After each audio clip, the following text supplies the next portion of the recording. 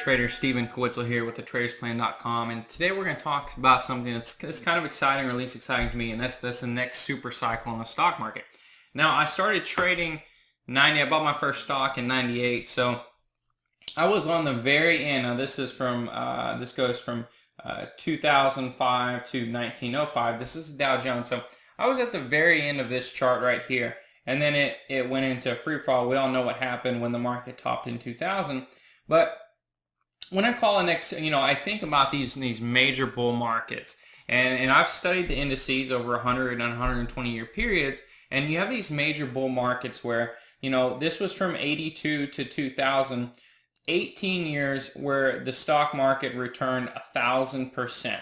Now, I'm not saying we're going to go off and return 1,000% over the next 18 years. I'm just saying, if we look at this chart, typically what happens in a super cycle, you have these very long periods of underperformance. And if you look at this, it kind of looks like if you didn't know it was the Dow Jones, you'd probably say it was a stock. So you have, long years of underperformance. So you had 16 years where the market only returned about 5%. Now, that's not including dividends, so you would have returned more, but just based on price action alone, that will frustrate the bejesus out of anybody. And then you had the roaring 20s where you had 8 straight years where you can see it went straight up 400%, 430%. And then for 25 years, the Dow Jones returned 6%. 25 years. So if you were to invest, anywhere close to the top and you plop down, $10,000, man, that would make you eat your lunch right there. So you have the 29 crash, or the Great Depression right in here. So 25 years of flat performance, and then from 55 to 66, 11 years. You had 11 years of just solid bull growth, 17 years of flat performance, 1% cumulative return. Man, that is not very exciting at all. And then you have a cumulative return, and then Reagan comes in, he slashes taxes, and in mid-82 you start this major bull run. So if we think about it, it looks just like a stock. It consolidates for a while, it goes up. A good stock, it consolidates for a while, it goes up. It consolidates for a while, it goes up. It consolidates for a while.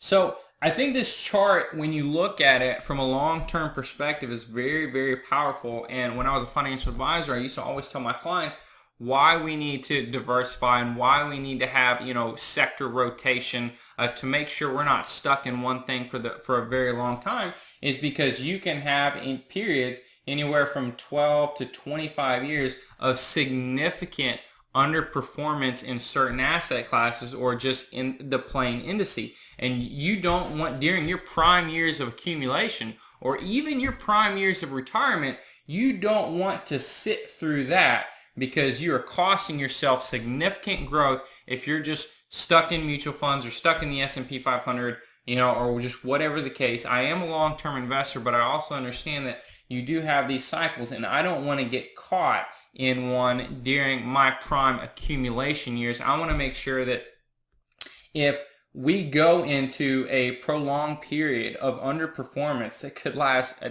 couple decades, I want to make sure that my sector rotation strategy is spot on, or is at least significantly outperforming a flat market. And I want to make sure that I don't lose those decades of growth. So, we've seen this. This goes to 2005. Now, let's go look at the current market. Let me get this out of here. Okay, so this is from 82 to 2017. So this is a monthly chart, okay? But let's just look at what happened from 2000 to 2013. We could draw a pretty good box around this consolidation, right? Just for visual purposes. So, you have from 82, which is about right here, just this major bull run, and then you have the top in 99. And then it came down, it created a low in 2002, came back up, tested the high, and then went back down. So you have this pinball, what I call the pinball effect, where it comes up, just pinballs around in this box. And then in 2013, it finally broke out. So you have a period of about 13 to 14 years where if you just invested in the S&P 500, you know you underperformed, right? You know that you underperformed the historical average. So a sector rotation strategy, or at least a diversified strategy, would have done you a lot better in investing in international stocks, things of that nature. But what I definitely want to educate you on is you don't want to be sitting on one thing, one ETF, one SPY for 13 years while you're collecting your 2% yield. And there are other things that are moving, and there are other things that are moving strongly. So if I go back to this real quick, by the way, I just pulled this off of Mark Hughes and Associate website, just disclosure. But if I go back to this real quick, right, you have these prolonged, and then you just have growth, okay? So if you have growth of 8, 11, and 18 years, so 8, 18, 29, then you have 37 divided by 3, about 12-year average, okay? A little bit more than 12 years average the last major super cycles, 12-year average per year. So then we go into another, and this is 2000, and I'll switch charts, we go into another sideways pattern, and now we're about 4 years in, okay, 4 to 5 years in, and the last, coming out of a major decade plus long consolidation, now we're 4 to 5 years in what could potentially be, I think, the next super cycle. Now, why are we in this next super cycle? The way I see it is who cares? Who cares why? Just worry about the what and how you're going to make money from. So I say who cares because the market climbs a wall of worries. And I'm just going to drag this chart over here. I'll just Google this real quick just to show you.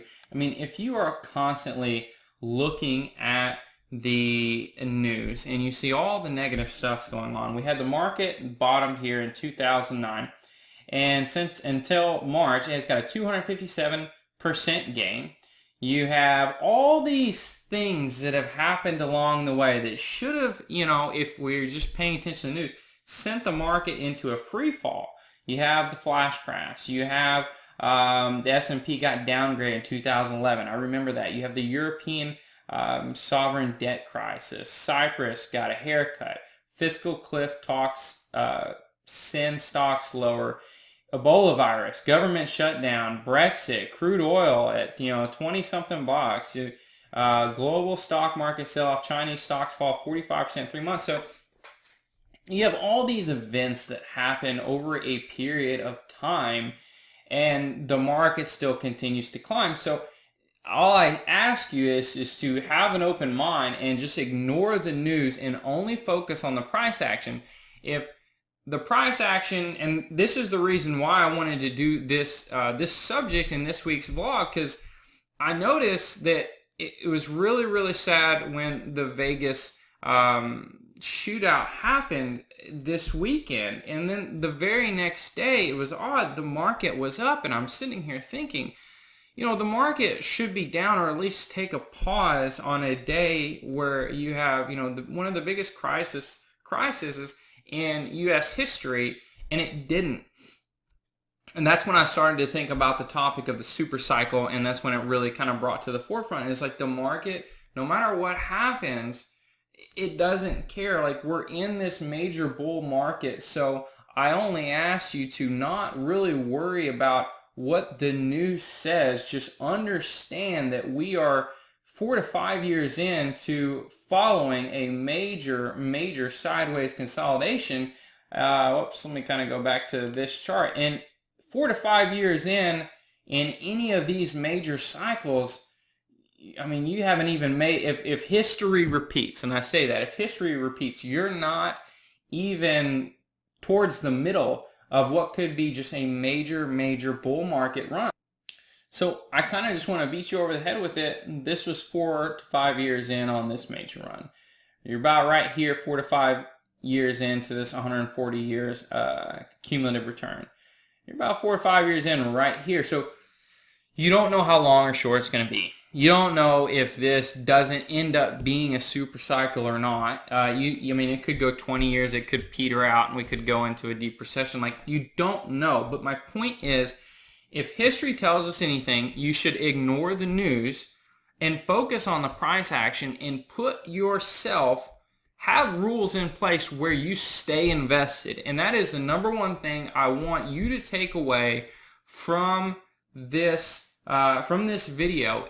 If we are truly in this, and history is showing us that we are somewhere in one of these, you need to make sure you have rules where you are not selling on the news and getting worried and getting shaken out and letting stocks take off without you. I had a client, actually he was another advisor's client. He got shaken out in the flash crash of '87, and one of the biggest crashes single day in the stock market history. '87 stopped him out, or he ended up moving everything in cash, scared him out, and he never got back in. He sat there from '87 to the end of 2000, or let's just call it he's probably still in it. I'm not in his practice anymore, but I mean, he was earning 3 to 4% while the stock market was averaging 20% per year for a decade. So my point is, don't worry about the news at all. Don't worry about the news and focus on the technicals. Focus on the charts, not as much on the fundamentals. Now, I'm not telling you to just ignore fundamentals like sales and earning growth on your stocks. What I'm telling you is don't worry about the fundamentals in the news.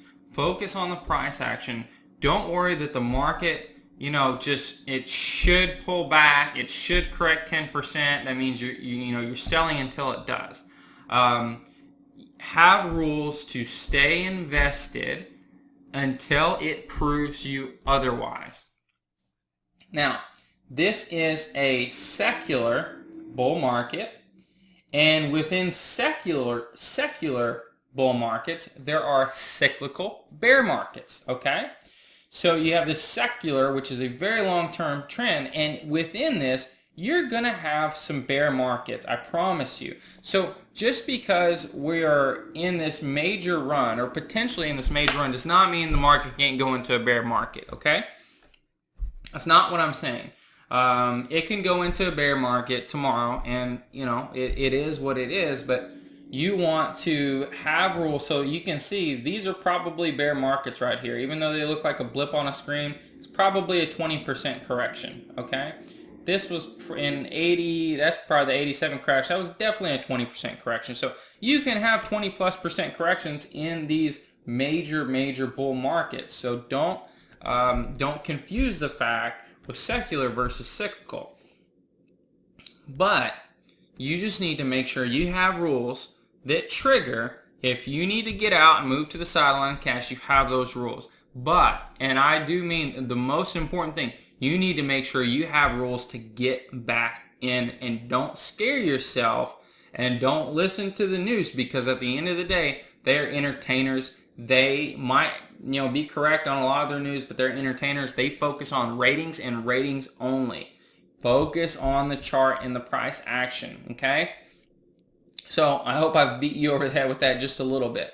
So before I move on to some stock charts, I just wanted to kind of show you this again, because to me, this is very powerful. It is the S&P 500, but it looks like a stock. They move up, they consolidate, they move up.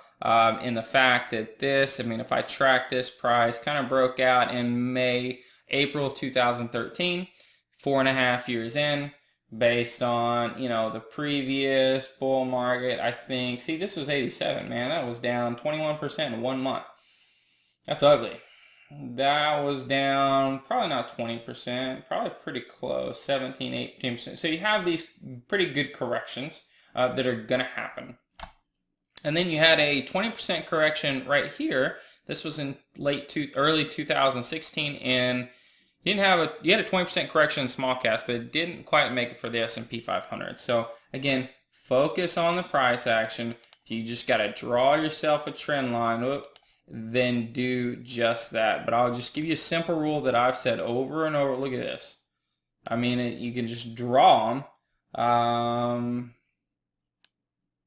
Kind of draw them wherever you want. I might more try to draw that right there, but you can just draw them anywhere you want. See, I would have, if I would have just used the trend line, I'd have probably been stopped out right here in 98. And then I would have had to have get back in for the final hoorah. So let's go over to stock charts. Let me just kind of refresh the screen, see what the market's doing. Let's just look at the S&P 500. Okay, so you can see right here, like it just won't stop. Like every time, and I would have bet anything that this was going to be the correction right here, and then boom, it screams higher. If we go to the weekly chart, let's just focus on the weekly chart right here. You got a pullback, goes major higher. Got a pullback, breaks out, goes major higher. Got a pullback, just keeps chugging its way higher and higher and higher. Sorry, I had to get that off the screen. So, just keep in mind, and if you're curious on what rules, here, let me change some of the settings just to kind of simplify this chart. I continue to like the, let's look at a 19-unit chart.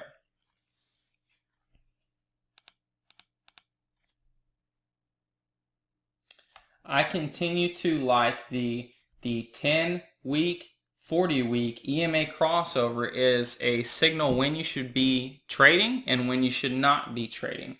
So if we look, actually, I wonder if I can just,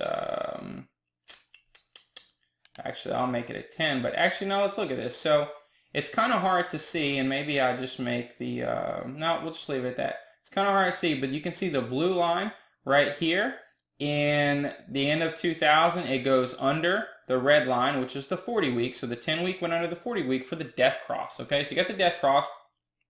If you'd have sold everything at that death cross, you'd have avoided this major correction, and you'd gotten back in pretty close to the bottom when the blue line, the 10-week, crosses back above the 40-week. So you have the death cross, you have the golden cross. Very, very simple rule that can tell you when you should probably consider selling some stuff, because you don't know when this is going to happen. This is 2000 and 2002. And then from the looks of it, you would have stayed in the market from early 2003 all the way to the end of 2007. You had another death cross right here, and then you would have gotten back in 09, so you avoided this whole waterfall. Now, let me kind of try to look at a 10-year chart, kind of get some of these candles off. There are some whipsaws. This isn't a perfect system. But you can see you got back in 2009 right here. You got a little bit of whipsaw around here, a little bit of whipsaw around here. So you gotten out and you had to get right back in. But you know what? You never know which time is the big one. So something I learned from Arthur Hill at Stock Charts is whipsaws, the trends are greater than the whipsaws. You are going to have whipsaws, but it is a simple rule that you should be aware of when the 10-week crosses under the 40-week. You should definitely be aware of, maybe stop trading, move to some cash, and then get back in. Don't let all this fear take over you. Get back in when you need to get back in, okay? Then it's good to invest in stocks again. Then you would have got right back in early 2016, and you'd have been riding this whole wave, okay? So simple 10, 40-week crossover for the long-term trends. Now, what I'm going to do is I'm going to go to a sector rotation, because I talked about a sector rotation. So the step number one is the 10, the 40-week crossover. I've talked about that for years. It's very simple, and it can really keep you in the super cycle. And when there is a bear market, it can push you out, especially if it's a prolonged bear market. But what we can also do is we can also go to some sector rotation. And, if you're an ETF investor, what I like to do is I like to invest in the strong sectors, really on, if you're a long-term investor, right, you have to look at your time period, okay? If you want less whipsaws, longer trends, you want to go with the 1-year time period, and really look at the top third, right? You want to look at the top 3. So there is 9 sectors, okay? Focus your investing on the top 3. Like you could literally rotate in these, once a month, you could rotate into these top 3 sectors to make sure that you are constantly in the strong sectors. That way, if we go into a prolonged flat period, right, you're still investing in the strongest sectors in the market. Once a month at the top of the month, you run your 1 year scan, and then you rotate into the top 3. Now, if you don't, 1 year, that is a longer look back period. It's the look back period I use, but if you want, it's going to be less signals, but it's also going to be less whipsaws. So if you want more signals, you can always go to, a 6-month period and focus on the top 3. Or you can also go to the 3-month period. Now, if you're ETF investing, I think 1 month period, it could be a little, whoops, that was 1 month, could be a little short. But, this is an idea. I'm just trying to give you an idea. Just go to the sector summary and stock charts, and whatever look back period you want, whether it's 12, 6 months, or 3 months, the shorter is going to be more signals and more whipsaws. But focus on the strongest 3 of the 9 sectors, no matter what look back period you are given, and that's going to keep you in the strongest stuff, constantly letting the weak sectors go and focusing on the strongest sectors. So I just kind of want to recap really everything I've said. I believe, let me actually go back. Let me go back to this chart. I believe that we are in one of these. I do, because we came out of a flat period. We got to be in a green period. We're 4.5 years in. I don't know where. I have no idea where, but I believe we're in a super cycle. So I just think it's important to educate and say, okay, let's make sure you at least have some rules, or acknowledge we could be in this, and have some rules to keep you invested. Ignore the news completely, because as we've seen, the market, based on one of these charts that I showed you, the market climbs a wall of worry. So ignore the news, focus the price action. You can use a 10 to 40 week crossover. For the golden cross, it gives you a green light to stay invested, and the 10 week under the 40 week gives you the red light to maybe move to some cash. But again, you just want to stay invested. You can also use a simple sector summary rotation where you have a look back period of 1 year, focus on the top 3, or you can do 6 months and 3 months. So I hope this was helpful, and I don't really say this to excite you and show you these 100-year charts, but I say this to educate you, to make sure that you don't get shaken out like right here and then miss the next move in case we do have a shakeout, which is likely.